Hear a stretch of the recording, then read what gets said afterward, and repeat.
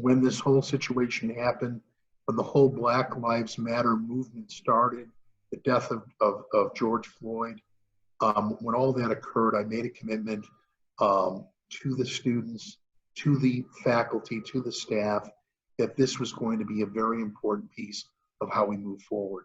We had a presidential commission on equity and inclusion that I took a look at and have decided that that needs to be an action-oriented commission.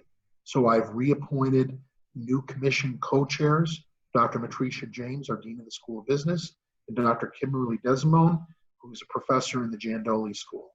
We are about to announce 10 members of that committee, 10 members of the committee from the faculty and the administration, and then we will also add to that 4 students to the commission. We are going to start our work and put together our action plan to move forward.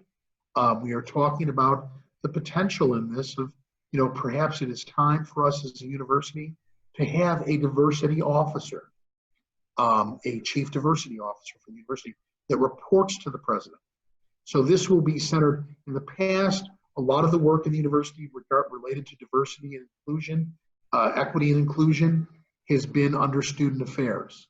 We are now going to make this, I'm going to make this a priority, just as I have made the other things that have moved us forward in the last 3 years as priorities: mission integration, our new school of health professions, our enrollment, our comprehensive campaign.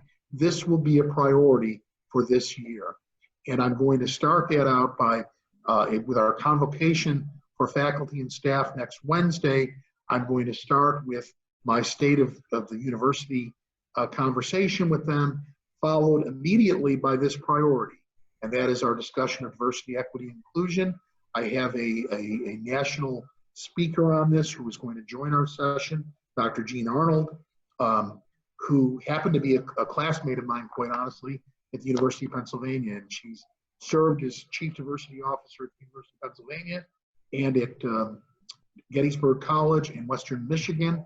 And she also serves nationally as a Vice President of the National Association for University Diversity and so forth.